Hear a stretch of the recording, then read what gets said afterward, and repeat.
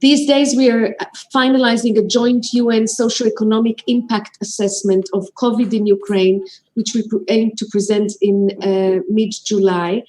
And it becomes evident how vital it is to ensure that all possible resources are mobilized to restart economic activity, to protect jobs, to protect small and medium enterprises, and very importantly, to protect farmers.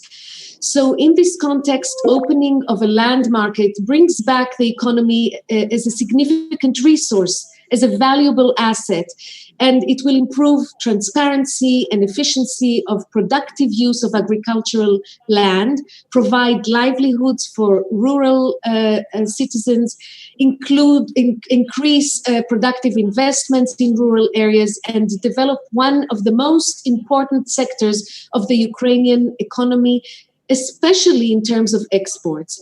Now, all this is possible if the reform is carefully steered, directed, guided to be inclusive, transparent, and accountable. Agriculture is fundamental to Ukraine's economy and welfare for its people. Millions of Ukrainians live in rural areas, and whether they either own and work their land or are employed on farms. Often they do so beyond state reach or recognition. Many still live in poverty, which affects especially women and rural youth and prompts migration away from their homes and neglected regions. The moratorium on land sales has hindered those who want to sell their land and build small but viable farms, and has kept rental rates for land artificially low. As a result, many people have been deprived of a fair income or access to credit that they could invest in their future. At the same time, low rental rates have helped large agricultural corporations to build and expand vast areas under their control. Being able to sell and buy land is fundamental to the social economic development of Ukraine because it turns land into a valuable possession. It lets people sell or rent their land at better rates, to borrow money from banks and invest in crops, technology, and additional plots. The positive effects of fair and viable land market are enormous, especially when you combine it with financial help to small farmers. Land ownerships and rights we see in the UN as key to achieving their sustainable development goals, which Ukraine is committed to. And in particular, and I will note them, you can look them up if you don't know them, but SDGs 1, 2, 5, 8, 10, 11, 15 and 16.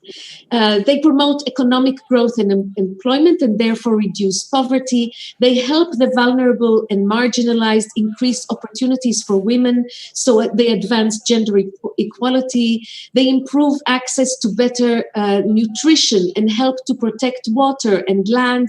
And when you have a well-designed land market that builds accountable and inclusive institution, it also improves people's access to justice.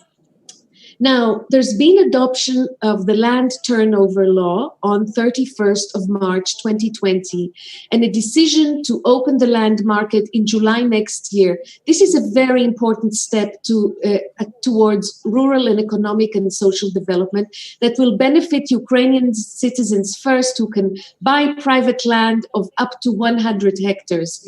Banks will be able to own land for up to 2 years and can therefore accept land as security for loans.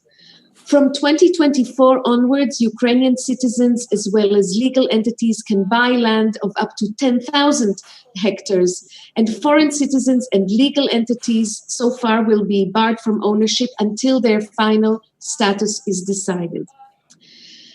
But the opening of the land market just in itself is not a single guarantor of success. There's additional legislation that's needed to make land market more transparent and secure, to streamline land transfer procedures, to stop discretionary handouts of state land, and to provide small farmers with better access to finance. It is absolutely critical for these additional laws to be swiftly enacted. Financial assistance by the state and new independent agencies to small and medium-sized farms is also very important for advancing, including on technology. This will help farmers to grow their plots, diversify their crops where possibly with possibly greater yield, and so that they can become more profitable and more secure in the future. And there are very important areas in which the Ukrainian government has a continued and vital role to play. And I'm sure our distinguished government representative will be able to speak about that. But if I can mention what these are, some of these actions are to ensure that the land reform process is broad and inclusive, involves not just Ministry of Agriculture, but all relevant ministries, local governments, and civil society groups. There will be a need to provide transparent, accurate, and accessible information on land inventories and prices to guide buyers and sellers on their decisions. There's a need to monitor and enforce land use in accordance with agreed plans and environmental restrictions. Also formalizing the large share of land that is still used and exchanged under informal arrangements, and thereby you need to protect small farmers from activities that may be illegal, multiple registration, or what's known as raider attacks. There's also a need to ensure transparency of state land market and privatization of such land benefits, the privatization of state land that benefits in a way that benefits small farmers first, and that results in allows for revenues that can be reinvested in rural infrastructure. And then also there's need to review preemptive purchase rights for existing tenants that might make it difficult for small farmers to buy more land. There's need to help landowners and users to consolidate lands into viable plots and help mediate disputes that are likely to arise. And this is such disputes, it's natural that they will arise, but having those mediation systems is very important. We know that in Ukraine and worldwide. Landowners and users must also be informed and educated about what are their rights, and to have to be provided and with unbiased advice and legal assistance whenever they need it. Let me reiterate the importance of maintaining engagement with communities in a transparent way, using many grassroots organizations and NGOs that are out there to amplify the message and mobilize resources. Today's COVID-19 pandemic shows the vital role of open and importance of open and massive communication, and this equally counts for such structural reforms in Ukraine, including agricultural reform. While land plot owners are in their vast majority are in favor of reform and its logic to allow owners to freely dispose land in their private property, the broader society still lacks a proper understanding and access to depoliticize expertise about land issues in Ukraine. So I'm very pleased today that we have the representatives of government of Ukraine, state bodies, international organizations, the World Bank, and in particular, I want to thank and welcome my colleagues from the Food and Agriculture Organization of the United Nations. But also we have civil society and academia and business representatives to shed some aspects on these issues and to have a good discussion about the next steps. And with that, I want to hand it over to my good friend and colleague, Mikhail Malkov, who will have the difficult job of moderating the discussion, which I hope will be interactive and benefit to hear the different views and to see how we can move forward. So with that, Mikhail, I hand it over to you. Thank you and welcome everyone, and wishing a good discussion. Thank you very much, Osnat. Thank you very much for your great speech. Good morning, colleagues. Welcome to our discussion. Very glad to see all of you healthy, and parts of you have managed to see them in person during the last few days. Let's first of all start with explanation how we are planning to organize this discussion.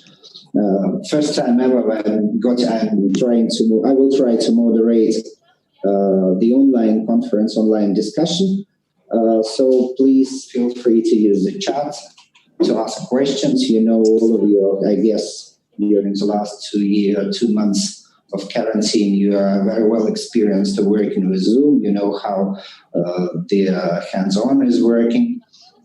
So please feel free to ask questions one to the others, and let's start our discussion. And my very first question will be asked, of course, to the representative of the government. Taras, доброго дня. Taras, hi. Good afternoon.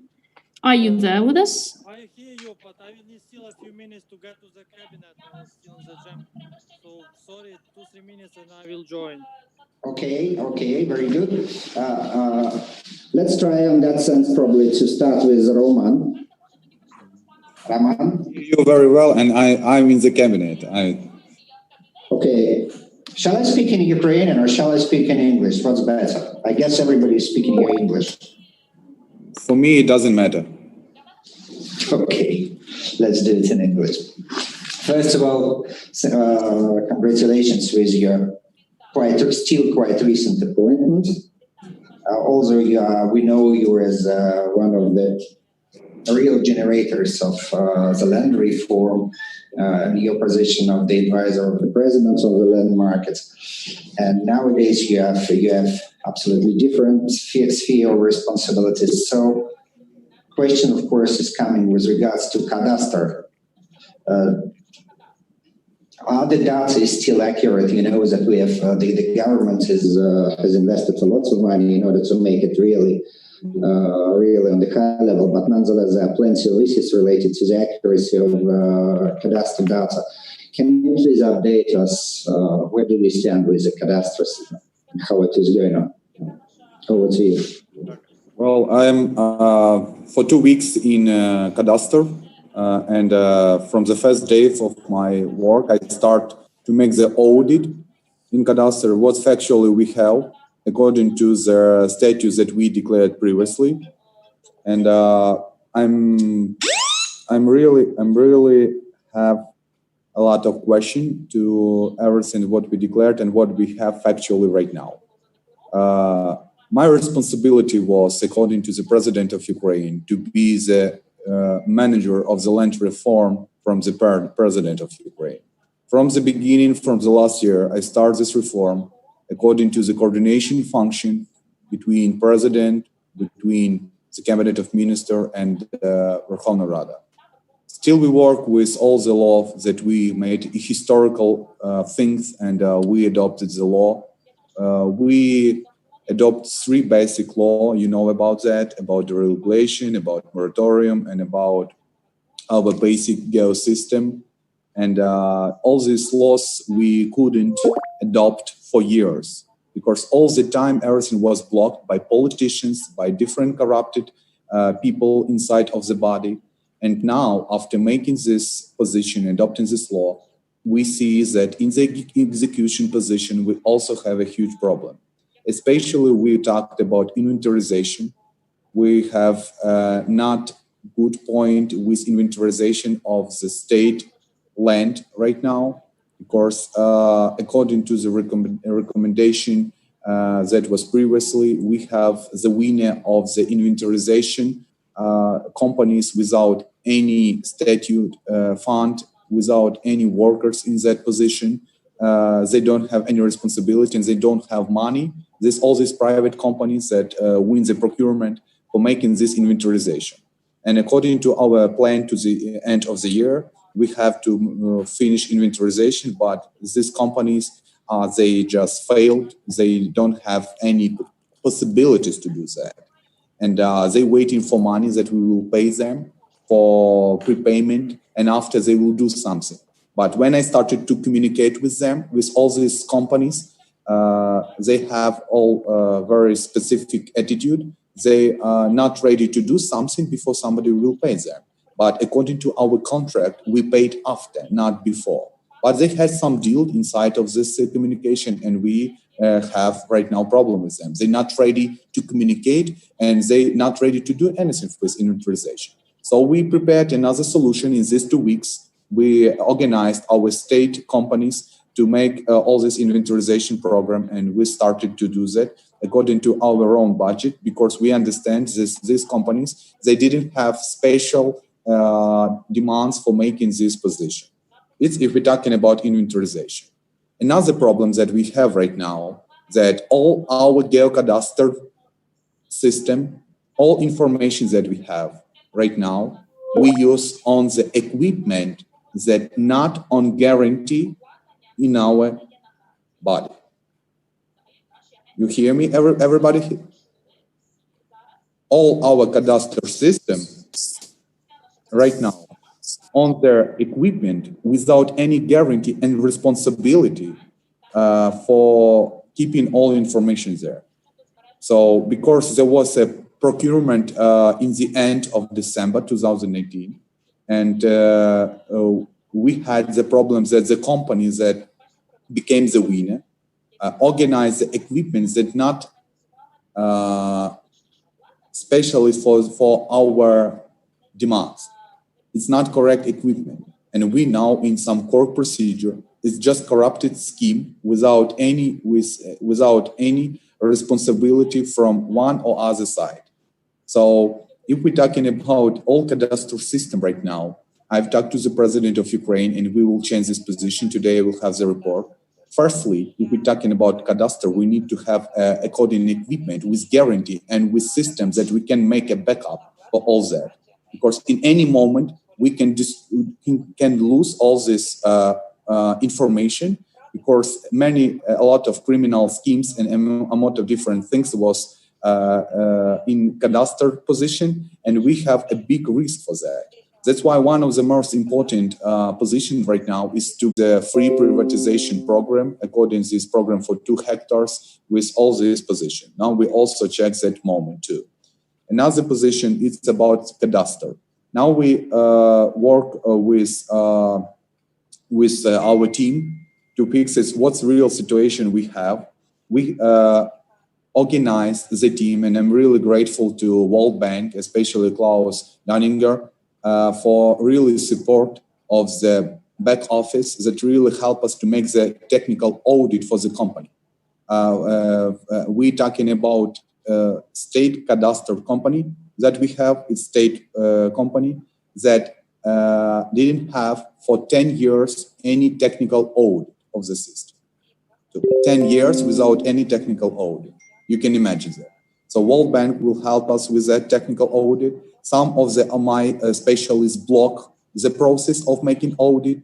They gave me not correct information. They manipulation by different big data information, and also block some other initiatives that I started to audit in their system. But in any case, in a couple weeks, we will have the basic information what we have. Another problem. According to the cadastre, I was really shocked that according to this position, all land that we gave for free in our country, we don't have even central CRM system of the people that get this land. According to our audit technical that we start right now, we fixed it that we have people that for 5 times got land in different oblasts of our country. So we don't have even one CRM system. Now we form that. And we have a huge abuse of the law. And they make a scheme here with passport, with different documentations. They delete some information, and we concentrate on central CRM system of all people that we've got. So according to our information, around according to now, more than 700,000 hectares we gave according to the program of free privatization for the last 6 years. And a lot of people inside of that, it was not a clear procedure, and there are a lot of problem technical and according to the law. And now we also investigate this position, and in a couple of weeks I will be ready to represent what we have according to that moment. Another position is about cooperation with international organization. We also have a huge problem with cooperation in that moment, but now in these 2 weeks, we coordinate all our teams. I also really respect and really grateful for Taras Vysotsky that really support us in all our initiative. Also really grateful to World Bank, especially to Andrei Martin, Klaus, and a lot of people that concentrate us all attention to making this restart. And we will be maximum transparency and open for cooperation. And we really have a huge hope that this support will be all the time. We will show everything, and we will not try to hide some problems in that. We will be maximally open, and we will work together. Our special mission is here, and I'm here in Geocadastre, according to the position of the President of Ukraine, that has a huge doubt that we can finalize our land reform plan in execution power. That's why I'm here, and I'm also still coordinate all this land reform law, and I work in execution power for guarantee and for making according to our plan and our schedule, that everything should be ready to the summer 21 to be ready and to start. And if we in some position we're a little bit loose right now, but I promise that in couple months we will be according to the schedule, according to our program, and we will be ready for the land reform and for making everything that we promised previously. We're very interested in, but we need more support. And now I wanted to coordinate all this position from the authority, from the execution power, from the NGO organization, from international organization, to make it maximum effective and according to our schedule. Of course, everything what we do right now is a historical moment for us. Also, we very need to make it finally to struggle with corruption in Geocadastre. What's the main problem for us? Why we have so many problems inside?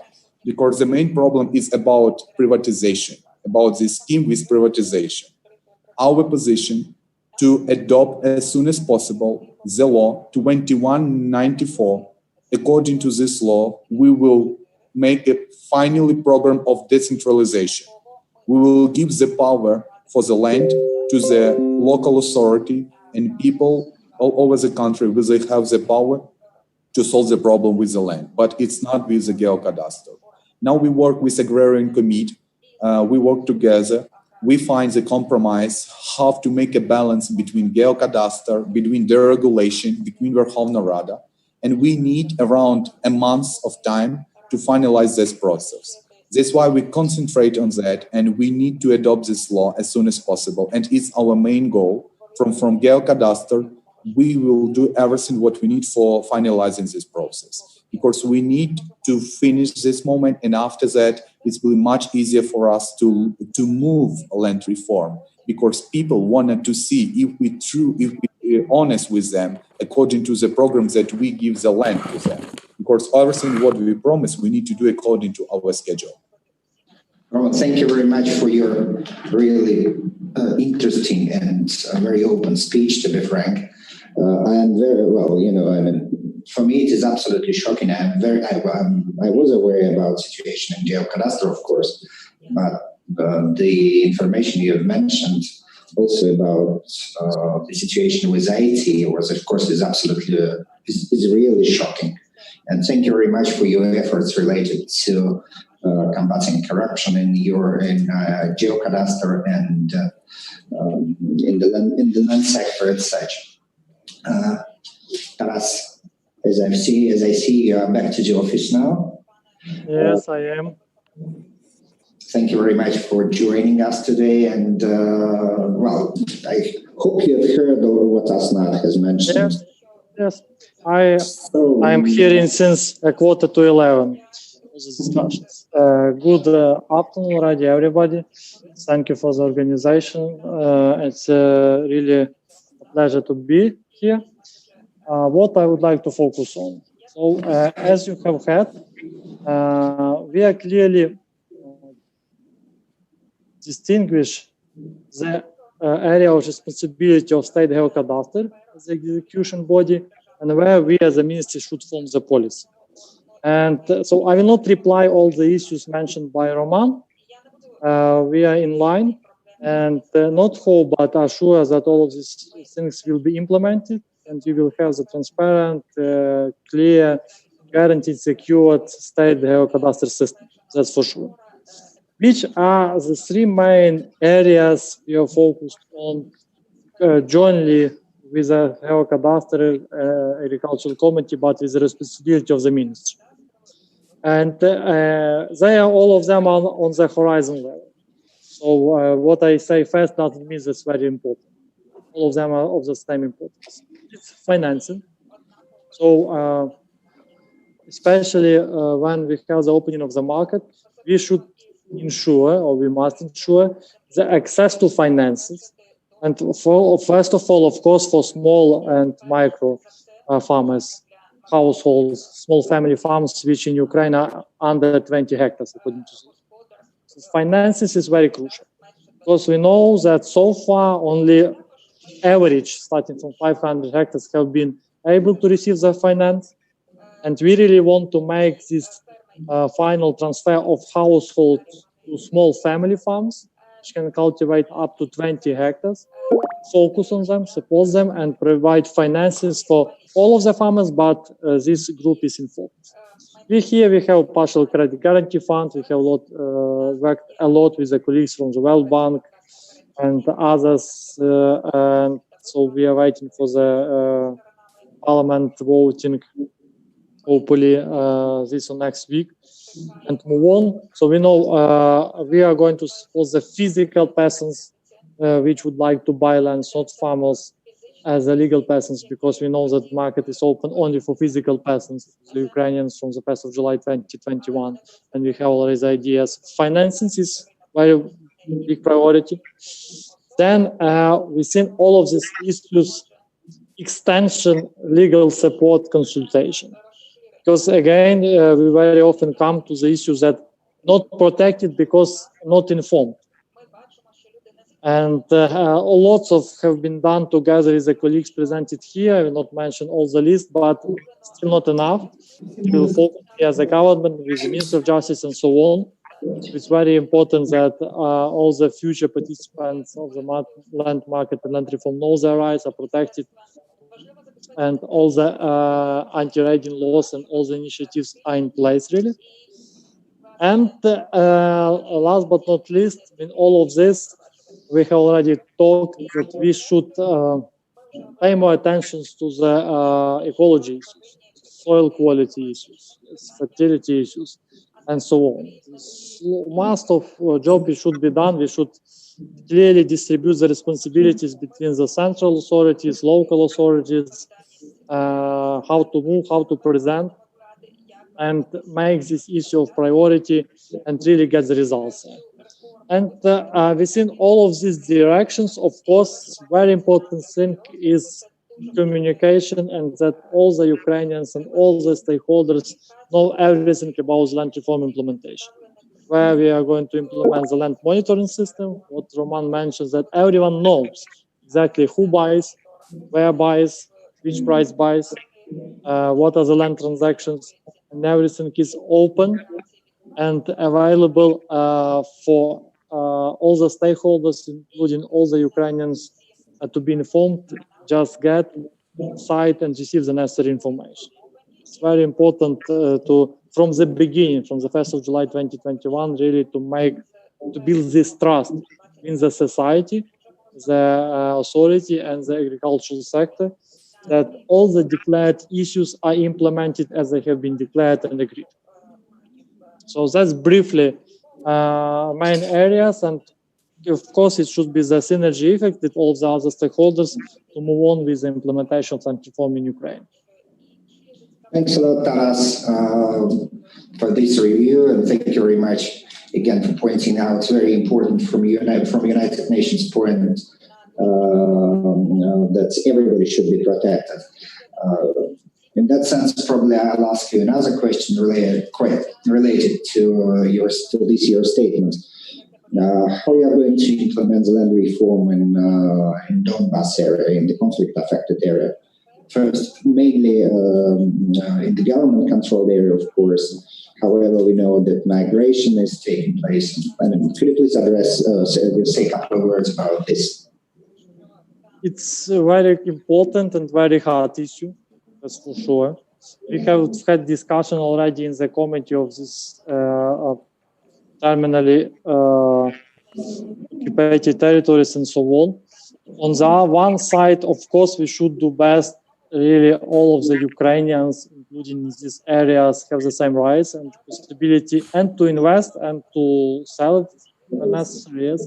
But on the other side, we understand the problems of this territory. So far, the legal decision was to put, unfortunately, we have used it in the whole country, but still in this part, moratorium on these land sales until the area is under government control 100%.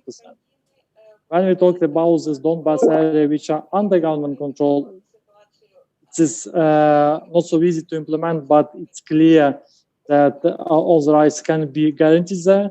But when we talk about another areas, we still keep communicating. So far, there is no decision. We still have time, or the last decision was to put moratorium on these lands. We still have 1 year to find a solution which will be and supported and acceptable from the point of rights of human rights and from the point of national security, and to implement it. We keep communicating, and also we'll be thankful for if there are some solutions, ideas which can resolve the rights issues. We are ready to discuss, because it's very important for us. Thanks a lot, Taras. Thank you very much. And again, I'm very, very grateful to you for mentioning the environmental aspects of land reform, because quality of soil is one of the critical issues when it will come to the real opening of the land markets. Klaus, can we see you? Hello. Thank you. First of all, I don't know, good morning, and thank you very much for joining us from the DCs. Although it will be a new state now, huh? Am I right? Yes. Yeah, thank you very much for joining us really in the night time. And I know, well, we have met many times, we have discussed many times the idea of land reform, and you are one of the real generators of that. So nowadays we have the government, and the Verkhovna Rada has adopted the very first law on the starting point of the land reform. 2 questions. From your point of view, what should be done next? And the second question, which is frightening, what your expectations, where they are now after the adoption of the very first step? Over to you, Martin. Well, thank you. These are 2 challenging questions, but let me first start by saying thanks for organizing this panel discussion, which of course we are very happy to join, even though it's early in the morning, and then also my congratulations to the whole team from the government for passing this law in very difficult conditions, as was mentioned by Osnat before. Obviously, we have been advocating land reform for quite some time, because we think this can really be transformational for Ukraine. It has already been mentioned by Osnat that we are increasing the potential income of 5 million landowners by about 20%. We create about 20 billion of collateralizable asset in rural areas, which I think Taras has alluded to. But of course, we need to make sure that credit can actually be flowing there. And we transfer about 20 billion worth of land, of state land, to local communities. But of course, we need to make sure that we don't only transfer corruption from the central level to the local level, but that we actually put in place a framework that governs the use of these resources and does so in a sustainable way.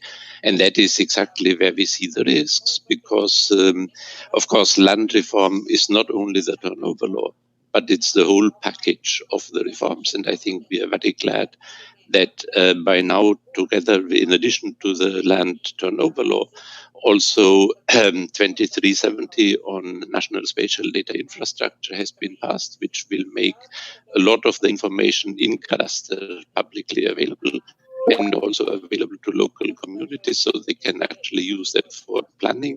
Also, the anti-data law 0858, and of course, I think very recently 2280, which governs the local planning and both the establishment and the enforcement of local land use plans, which is absolutely essential for sustainable management of that land and making sure that you actually have rules that will govern that land use at the local level.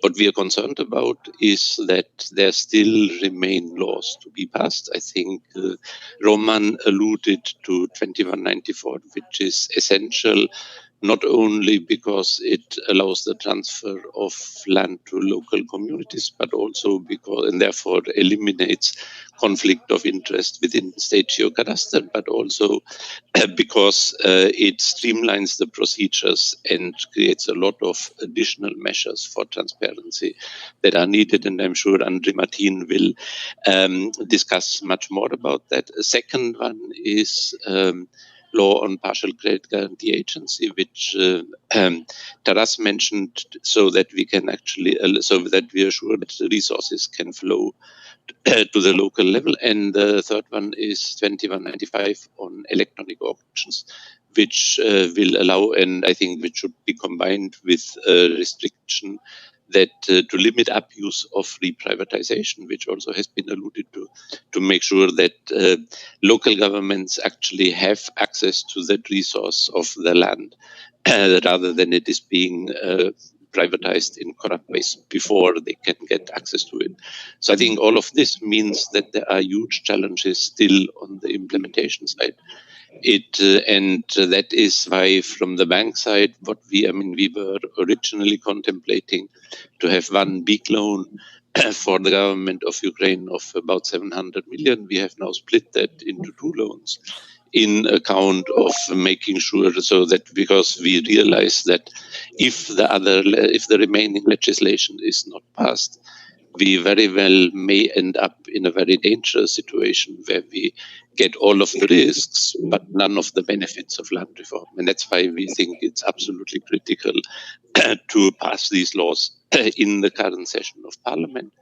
And then, of course, we stand ready to, we already have another program of a program for results on improving competitiveness in the agricultural sector. That is the $200 million program.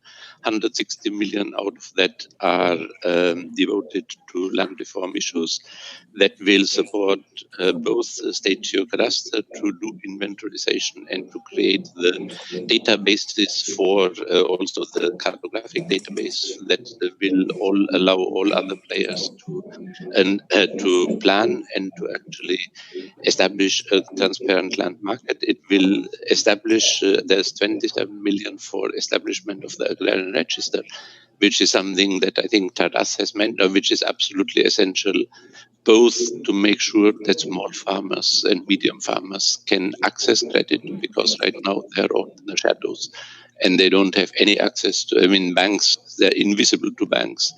And in many cases, their land records are not in order. Therefore, quickly rolling out the agrarian registry is absolutely essential to make these people visible and allow them to put business proposals forwards to bank, and also to register leases that may be unregistered, or make sure that land parcels that have not been registered are actually registered, so that all of the information is up to date. And then I think a third component of that loan is land use planning for local governments, which again is very important. because of the reasons I mentioned. And the fourth one is about 10 million for awareness raising through the free legal aid system of the Ministry of Justice, which again, as has already been mentioned, I think people, in many cases, with this avalanche of laws, local people are not aware of what their rights are and how they can exercise their rights, or who can help them doing so and explain to them. And without that, it will be very difficult to implement a transparent land reform. So again, I think we congratulate the authorities for having achieved a milestone, but there's still a lot of work ahead. And of course, together with all our partners in the UN as well as in the bilateral community, we are ready to actually provide that support. And we hope that we can all join forces, as we have been doing in the elaboration of this policy paper, which really I think is a very important step to put to forward a joint UN position. We hope that we can continue in that spirit. Thanks a lot, Klaus. Thank you very much again for joining us. I guess any questions to Klaus, because it's really too early, and I encourage you to ask questions, because Klaus, will probably need to sleep some more time. Okay, Morten. Hello. Lovely to see you again. Still not in person, but welcome back to Ukrainian issues. We started discussing land consolidation, I guess, a few years ago. What is your opinion? Why land consolidation issue is critical for Ukrainian land markets, especially now after the adoption of the very first law? Thank you very much, and good morning, everybody. I'm very pleased to be part of this panel discussion on such an important topic for Ukraine. And I would also begin by saying that the opening of the land market, the agricultural land market in Ukraine, is of course of extremely importance for the further development of the country. But so these are the bigger issues. Mikhail, you mentioned the work that we did already together with the State Geocadastre in support of land consolidations. And land consolidation, I think, is, in the context of Ukraine, mainly important to address problems with land fragmentation that do not so much exist, at least if we compare with the neighboring countries, where we have, for example, in the Western Balkans, we have completely different farm structures, much smaller farms and much smaller parcels in general. So in the Ukrainian context, land consolidation can become an important instrument to address problems that will occur when the land market is opening. And these are problems with land fragmentation, for example. This is a normal consequence of the development or the opening of or development of any land market, that it will eventually lead to the situation where some owners and farmers will purchase land parcels that are not neighboring parcels that they own or farm already. So this will create an issue, and also there's concern that it will lead to the breakup of the large fields, and also in this issue make it difficult, for example, to use the access to water through irrigation and all these issues. So in that sense, land consolidation can be a complementary instrument to the land reform. And it's important that it's applied in a way that it's not just linked specifically to the ownership structures, but it should be applied when it has special advantage. And that could, for example, be in the combination with the investments in agricultural infrastructure. So investments in irrigation projects, rehabilitation of roads, and in all these areas, you need instruments to adjust also the ownership structure to the new situation and create the frame for the further, let's say, local rural development or community development. So land consolidation should be part of a broader local development initiative. We supported a couple of years ago the drafting of a first draft and also the second draft of law on land consolidation, addressing these issues and also respecting the human rights and respecting the protection of the legitimate tenure rights in Ukraine, fully in line with voluntary guidelines on tenure. I think this is extremely important that this is continued and that we work together to find the right way to fit land consolidation into the package that is already on the table and that it can be used to complement these issues. Yeah, I think over to you. Thank you. Thanks a lot, Morten. Just for colleagues, Roman, перш за все, напевно, для вас. Roman, I think it's for you. I guess we need to share again with the government what we've done, Morten, and provide it to Roman, and it can be probably a next step for development of the draft or redevelopment of the draft law on land consolidation. So let me, as a moderator, use this small opportunity to introduce one to the other and probably to step into continuation of that discussion. And also I would like to update that in the current CPF, which is Country Program Framework, we are considering possibility of development of draft of the pilot projects related to land consolidation. And stepping out from land consolidation, Morten, I have another question related to small-scale farmers and to importance of land reform on the community level for special planning for sustainable tenure management. What is your opinion? No, I'm very happy for what I have heard so far from the government side and also what Klaus was saying, that it's very important to see the land reform and also the development of the land administration system, which is basically also what is still in the final shaping, that this is seen in a broader, let's say, context of agriculture and rural development. This is what we really want to support and what should be supported, not as a technical exercise on data. These things are important because they can contribute to the policy side, to that we want to develop communities, that we also want to support development of small farms. And I think opening the land market, as it was mentioned already several times, requires additional support to the small farmers in Ukraine. I think the large-scale producers, they are able to, let's say, manage themselves and will be able, when market will be open for them as well, to get access and do market interventions. The small farms, I think it's not enough only to open the market. They need the additional support. Of course, they need credit so they can buy land or they can scale up their activities.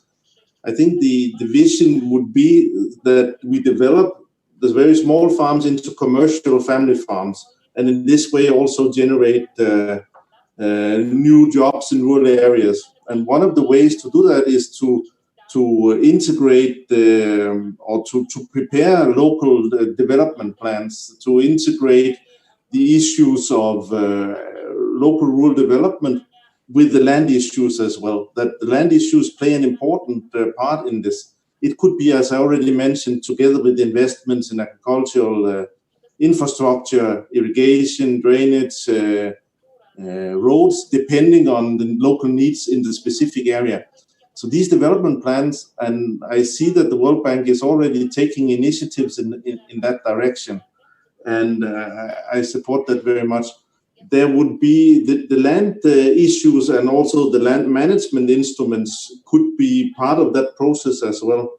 For example, providing specific, giving specific priority to small farms when the state land would be privatized or leased out. I think that would be important at the local level, that you do not just sell the land on auctions, but you really try to do it in a targeted way so that you, on one hand, you develop the different times, you create the space at the local level for the development of the small farms. And this needs support. It needs, of course, credit. It needs, in principle, that the land market is open, which it will be now.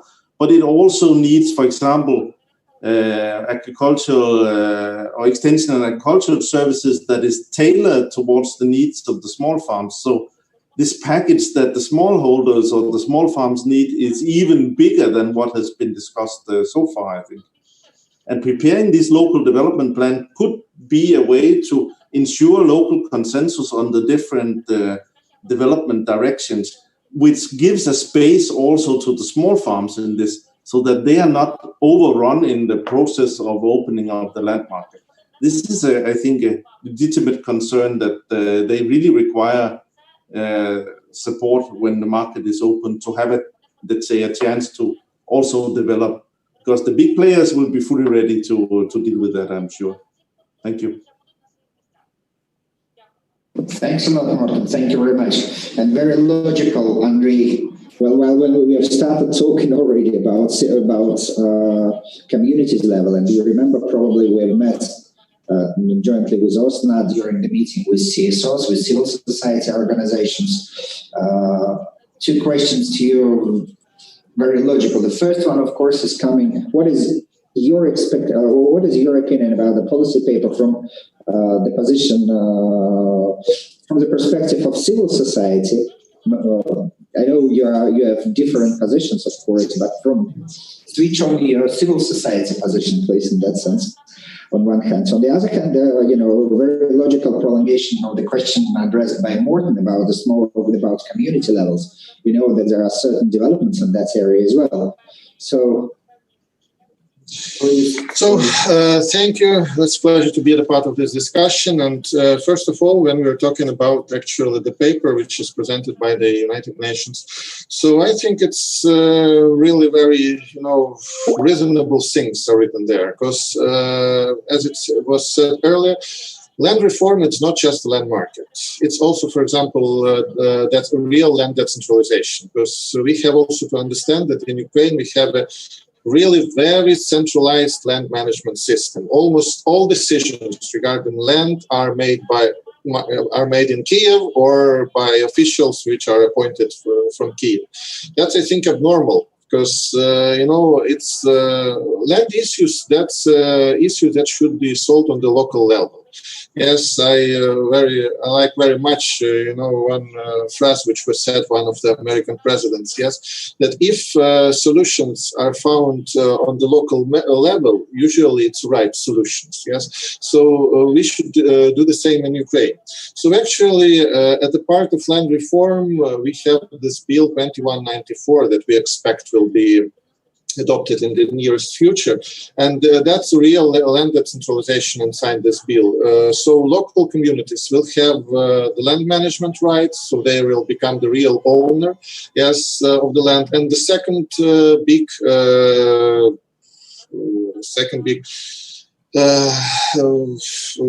goal what we need is to allow the local communities to give local communities the right to do special planning of this territory. It looks ridiculous for our international partners, but in Ukraine, local governments can manage only the land inside the settlements. So it's only 12% of Ukraine.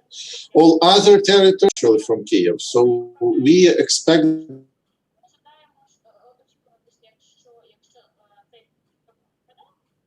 if we will adopt this land, give the local governments, amalgamated communities, all necessary powers to make really sustainable land management, land and use system on their territory. But as Klaus said previously, yes, we should not transfer the corruption from the central level to the local level.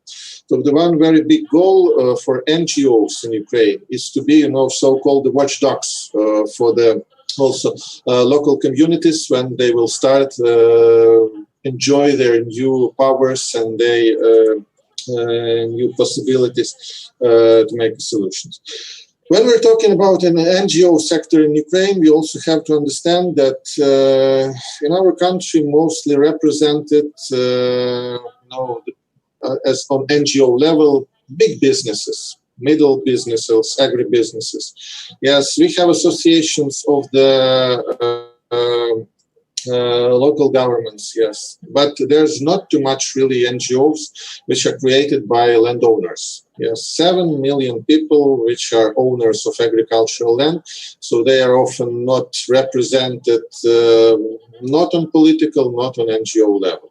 So I think it's very important task for the nearest years in Ukraine to support the NGO activity which will involve these small landowners, and which will actually help them to become the successful farmers. Because, you know, in Ukraine, we have this 7 million landowners which receive this land shares from collective farms. Yes, but only maybe 7 or 8% of them are using their land personally. Most of them just leasing their land to the companies, to agribusiness, to agri-holdings. Yes, and I think there's no actually way for development of this situation, because we have to make the small landowners real users of the land. They should become the real small farmers, the strong land, the small farmers. We have to create cooperatives for them to support their business activity, to make them stronger. Because if we will continue just such development of existing agricultural structure of Ukraine, we will have only big companies. No one will be needed in the village, yes, because big agribusiness is not creating too much jobs actually at local level. So I think it will be a very, very important issue. Also, just a few weeks ago, there were also developed a very important bill, 2280, regarding special planning. So we were expecting in 1 year we will also have this legal opportunity to create this comprehensive local community development plans, which should be intensively discussed with locals. And we have also to understand that in Ukraine, all special planning decisions usually were made on the district level. Yes, so for example, village community was not involved at all with this process. So at present moment, we expect that will be the lower decision made on this, on the level of village. And we expect that it will also need the participation on NGO. So discussion of the special planning solutions, ways of development of community, finding the way how to make the community more interest for investments and so on. So it should be also done on the local level, and it will need the support. And the last thing that I want also to discuss, there were a lot of words said about the land consolidation. So at present moment, we don't have land consolidation bill submitted to the parliament, but it's already in the government action plan that such bill should be submitted in the fall of this year. So maybe in the autumn, September, October. So we hope that we will at least introduce the bill on land consolidation to the parliament, because it's also very, very important for sustainable development of rural areas. Because we have to understand, yes, in terms of land consolidation, at present moment, almost all Ukrainian agricultural land is virtually consolidated on land lease. But we still have to remember that that's 7 million different owners, yes, and starting from the next year, they will start to sell land. So we will have this, you know, chess-like looking fields, yes, chess field, and that will be a big problem for agribusiness. So we will also have to introduce these tools for comprehensive land consolidation, and we are very expecting also for the assistance and support from FAO and United Nations for this process, because, for example, just a few weeks ago, FAO introduced the legal guide on land consolidation. We will intensively use this document also for the development of Ukrainian national legislation in this field. And that, I think, will also help Ukrainian landowners, small farmers. Introduction of those tools will help them to become more sustainable, give them additional opportunities to have an access to land with good configuration, proper amount of land, which will be enough for providing sustainable agriculture. So, thanks. Thanks a lot, Andrei. From behalf of the name of FAO, of course, I would like to confirm that we stand ready to provide you relevant support, you and the government, of course, with regards to drafting land consolidation bill. However, may I ask you another question? You mentioned already the importance of the role of communities, of amalgamated territorial communities with regards to sustainable land management and with regards to getting the authority to manage the lands which will be transferred or are in transition of transferring to the communities. Can you please tell me, are the communities ready for such kind of role? Do they need a kind of training? Do they, do they have budget? They even not ready, they were always ready. Because, for example, before the 2002, communities were the managers of the land, but in some moment there was a new land code adopted, and those powers for managing land was transferred for the community to local state administration. Yes, so actually communities were always ready for this. So even we can see that starting from 2018, some communities were already granted with agricultural land outside settlements according to the resolution of the government. So something like 1.5 million hectares were transferred to communities, and they manage this land. There's no problem. They use electronic auctions. They trying to provide a special planning for this land. That's okay, it works. But we have to understand that that should be not only for some amalgamated communities which were manually selected. Yes, all communities in Ukraine should have the powers to manage the land with the authority. Sure, we are expecting this reform also not only in land management but in administrative territorial division of Ukraine. So now government approves the new boundaries of communities, and I think in the autumn we will have the new communities at all communities will be amalgamated, yes, and those communities, sure, they should have resources. They should have at least one person as a land surveyor appointed for solving such issues with land. They should have a comprehensive plan, and the World Bank program, which is started actually in Ukraine, says that at least 600 amalgamated communities will have the support from the government, for financial support from the government, for creation of comprehensive land plans of the territory.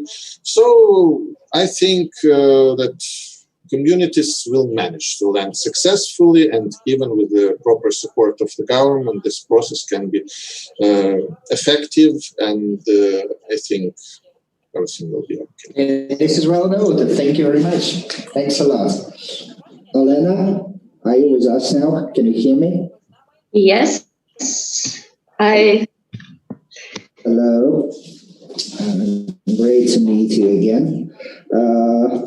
Just like to, probably you will pick up from Andrei, and kind of in your new role of representative of science. For those who are not aware, Yelena was a former deputy minister of agrarian policy and food. But from your new perspective, can you please brief us about the social aspects of land reform? Yes, of course. If you don't mind, we'll speak Ukrainian, because one time in the headquarters of FAO just heard such phrase that Ukrainian, according to the contributions that Ukraine made to FAO development and FAO activities in Ukraine, just was too loud and sound in United Nations. So, вітаю всіх. В першу чергу я хотіла би подякувати пані. Welcome all.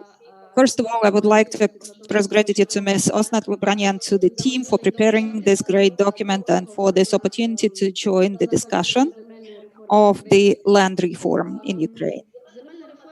The land reform, it is not only about some technical aspects related to the cadastre, to land consolidation, to planning, land planning. Above all, that is a reform aimed at living standards, improving living standards of people. So the land reform is the core to ensure SDGs implementation, and it covers almost half of all the SDGs. So if you don't mind, let me respond to the previous interventions and let me come up with a short comment regarding the policy paper and the suggestions mentioned. So now speaking about SDGs, I believe that here the academic communities and the governmental authorities need to think about how to ensure achieving indicators, SDG indicators, especially SDG 15, reducing the level of cultivation of land and expanding passive use of agricultural land for pastures, etc. So above all, that is about programs for land recultivation and their passive use. Secondly, I would like to respond, based on my experience, to what was mentioned by Mr. Andrei and Mr. Morten about local planning and territorial planning. I believe that there is some sense in developing institutional capacity for local communities to develop this process, but I have a question there. And maybe it is a question rather to Mr. Vysotsky and to some extent to Roman. So currently, amalgamated territorial communities, actually, they don't have a model or a typical structure of their executive authorities. And thus, maybe it is necessary to engage specialists, experts for agriculture or for land aspects. And do they have that capacity? Because that directly impacts the quality of the land reform, and it impacts the capacity for quick response to social conflicts or some other issues that might arise in the course of implementing consolidation-related issues or selling land, exchanging land, and the admission of land. Then I would like to note what was mentioned by Ms. Osnat Lubrani, and you kind of seem to kind of emphasize that with your tone, and that is about export of agricultural products, commodities. The land reform, apart from land-related or economic issues, that will also impact food security-related issues, and that is very social. And that is relevant not only for Ukraine, because we understand that the next year, when the reform is going to be implemented, it's going to be rather challenging. So you have COVID-19 crisis, economic crisis, employment crisis, all together, based on the Federation of Employers, 100% or almost 100% of business owners reduced their staff, and a quarter of the companies have been closed down, so incomes are going down. Based on official data, half of people in Ukraine, let us put it this way, should have had better living conditions. On the other hand, Ukraine has always been one of guarantors of food security globally. And we need to kind of live up to this very important role and continue exporting food products. But there is another third factor here, which next year will also intensify and impact implementation of the land reform. And in the last several years, we already see that in the south of Ukraine, and that is climate change. Over the last 30 years, due to climate change, the yield of wheat has fallen down by 5% for corn, for maize, 4%, minus 4%, and Ukraine is very vulnerable there. So we perceive climate change even more intensively than other countries.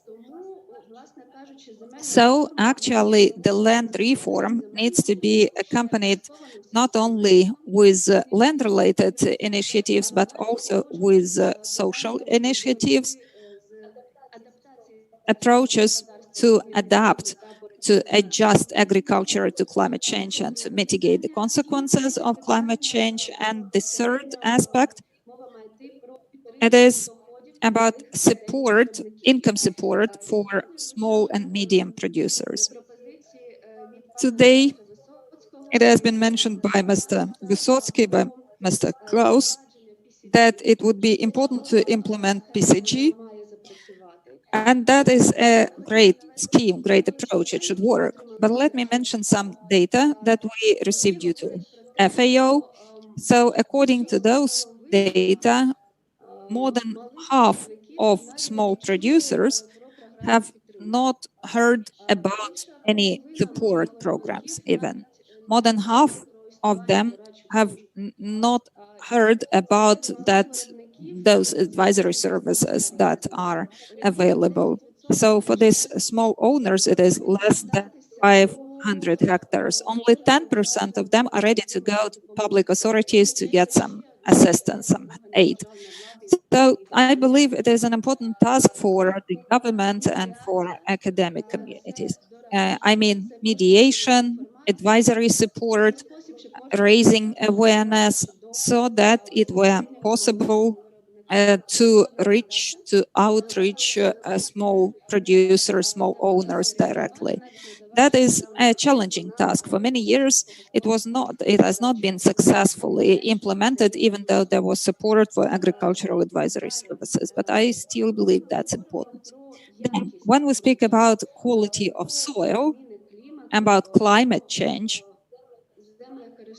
land use, what's very important in this context is to convey the basic rational methods, innovation, knowledge for agricultural production. And that's not only about land use. That's also about water use, land, waste management. So it needs to cover a range of environmental issues. And there it would be reasonable to support the link with the Ministry of Environment, with a respective controlling authority. It's necessary to develop joint documents together with international organizations, with donors. I know that Germans worked in Ukraine in that area. So it would be important to implement the standard procedures or rules for rational land use and kind of good practice of a good agricultural practice. Whether it should be supported financially, or whether financial incentives need to be introduced, well, sure, it is important to see if there is capacity in the budget, but, well, sure, it would be important to see, to show it to people how important that is. For example, there were conflicts in bee breeding, and we see that where they apply some chemicals in the fields and then bees die. So, of course, if you balance costs and benefits, you will see that, sure, using adequate chemicals would cost less than restoring the bee production, bee management. And let me go back to social issues. So I try to touch upon global food safety, to national food safety. We need to have the respective mechanisms there to provide support for the most vulnerable categories of population based on recent evidence. In the context of lockdown, even logistics, a shipment of products from southern regions to central and northern regions of Ukraine, even those are compromised, which impacts the access to working capital for the next period, and that impacts also the opportunity to expand cattle breeding for small and medium owners. So, in view of that, we need to think about income support initiatives. And here, we could think about so-called index-based insurance. And I believe that that is the optimum approach for southern regions of Ukraine. This is insurance based on territorial grounds. I know that they are preparing draft laws on that, because actually it is something that we've been discussing in Ukraine for a long time, but it would be much easier to manage, I believe. And now let me go back to social aspects and the new conflicts in the society that may arise after the land reform is implemented, to say nothing about political issues. So here we need to work closely with the Ministry of Justice of Ukraine, I believe, because these conflicts could be based on economic grounds. This is buying out land priority rights, collateral, using land as collateral, then development of infrastructural objects, etc. So I mean that it is necessary to develop case law, I believe, or new regulations to settle those. This is also about social conflicts. Well, I'm not speaking about family issues, family disputes, where it is about distributing land or selling or buying land for a family.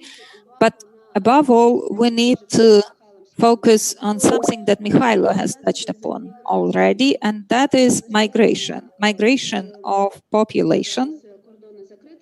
Well, now the border is closed, but we need to take into account labor migration from Western regions mostly, and the migration of IDPs.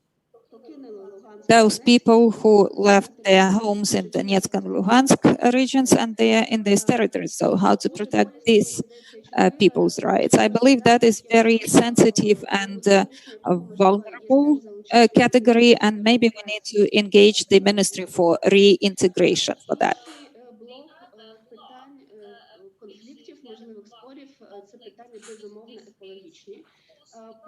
Про це вже сьогодні говорили.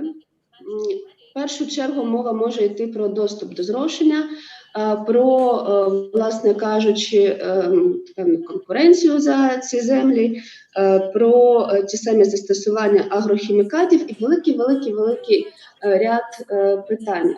Але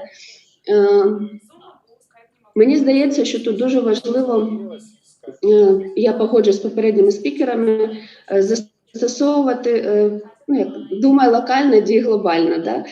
Застосовувати можливості розширення прав і повноважень об'єднаних територіальних громад і, власне кажучи, органів місцевого самоврядування. Можливо, є сенс з огляду на практику ФАО і на практику ООНівських організацій подумати над тим, як ці знання і досвід застосувати саме в питаннях реалізації земельної реформи і, можливо, навчання або тренінгів цих самих органів місцевого самоврядування або органів державної влади у вирішенні цих питань. Мова йде про медіацію і про інформування. Якщо це дозволяє той проєкт CPF, який наразі готується, але це вже на вирішення, власне кажучи, Міністерства економічного розвитку, торгівлі та сільського господарства. Ну, це коротко в мене все. Я дякую. Большое спасибо. Sorry, we have, it seems to me we have some problems with English translation. Yes, we do.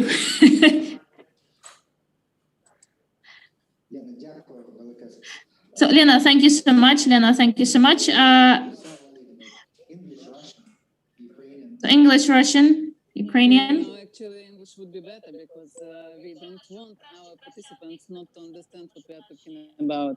But I'm sure that Alena's statement should be somehow translated and be promoted to Morten, because she was stressed on the really essential issues in regards of this connectivity in between of ministries and to work hard on this, so it's understandable. I've got two questions in regards of the big business and our vision of the land reform. Am I right? Well, first of all, I would like to congratulate you once again with the born of your son. Thank you very much. This is more important news than land reform, to be frank, at least for your family. Both issues are very important because actually we are talking about the future. Yes, thank you very much. Again, for those who are not aware, Vladislava Rutitska was a former deputy minister. They worked together with Olena, and they were actually, two of them were standing behind the drafting of joint comprehensive strategy of development of agriculture and rural territories of Ukraine. So in that sense, probably my first question is that you remember we have two groups. One of them was related to land reform. The second one was related to soil quality. So nowadays you are in business. What is your feeling about the way how it is organized now? No, first of all, I'm really proud that we had this experience, and I would like to thank to Klaus, because Klaus was as well a pioneer in our project, and it was really essential to have him on board.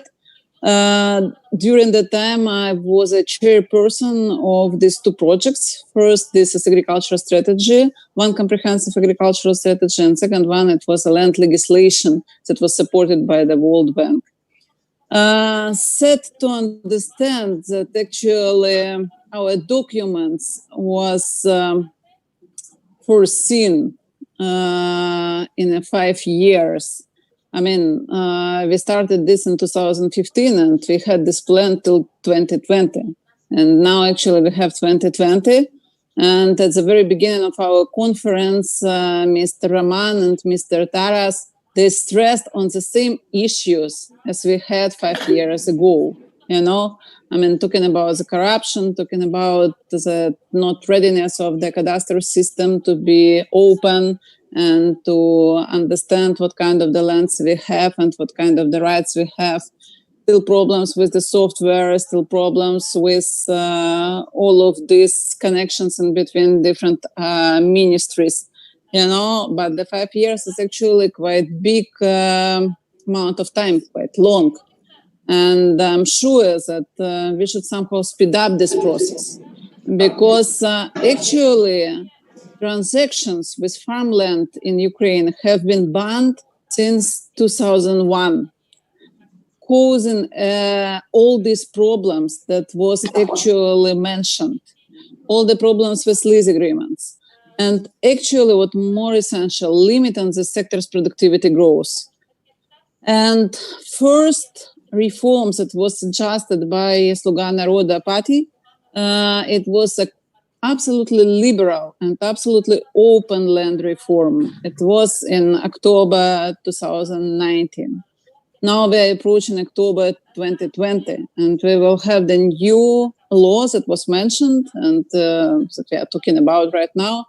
But still, due to the widespread popular concerns about allowing selling land to foreigners and letting large operators to buy land unrestricted, actually the amendment bill prepared for second reading and now approved was significantly limited. Yes.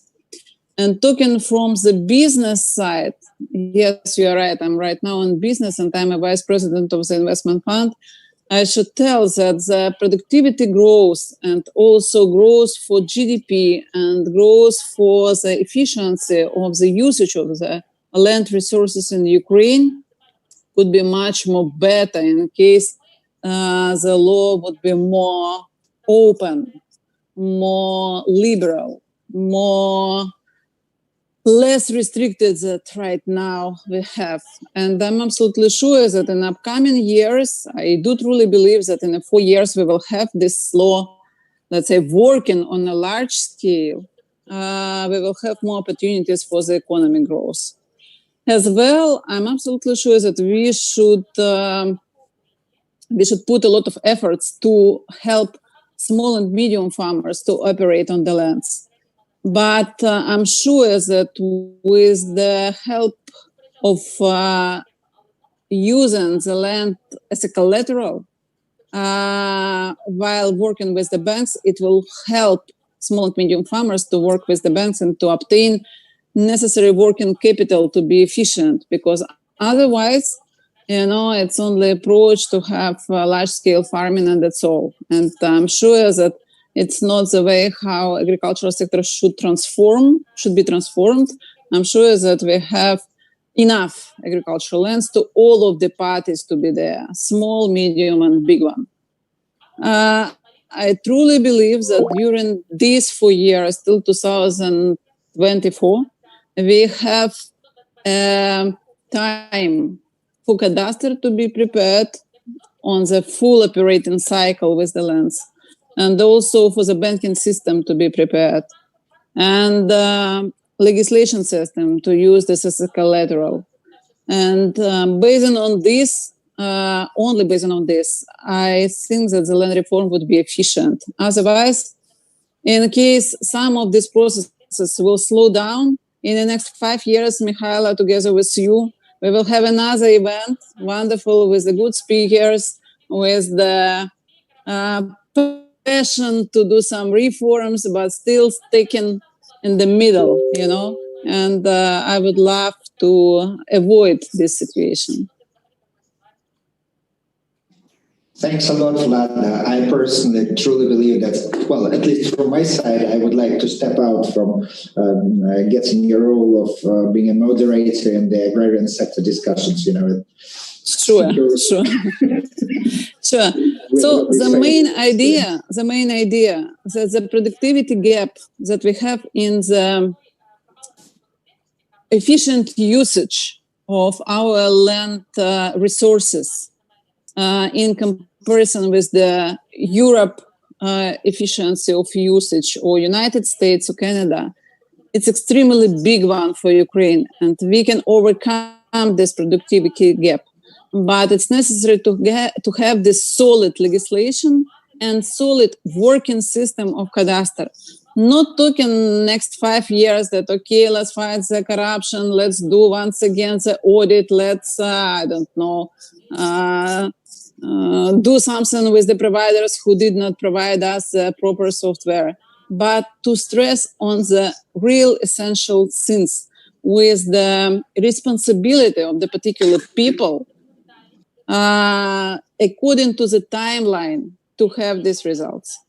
Because there is no way to overcome otherwise this productivity gap, and no way to overcome the problems in the Ukrainian economy. Thanks a lot, Vlada. Thank you very much. As always, it was a great speech. Dear colleagues, we are absolutely in time, and thank you very much for sharing your opinions. Thank you very much for your fantastic expertise and your really great inputs in launching land reform in this country, and pointing out all different aspects of a very comprehensive process which is called land reform in Ukraine. However, we have started with the fantastic speech done by Osnat, and I kindly ask her to summarize our discussion and probably to say some finishing words to this great meeting. Osnat. Mikhail, thank you for your great moderation. This discussion was too rich, and I'm not in a position to summarize, but I do think that you've raised so many important issues. When we look from the United Nations about we are of course married to the Sustainable Development Agenda, and I think what came out here is that if you look at government, it takes a whole of government approach.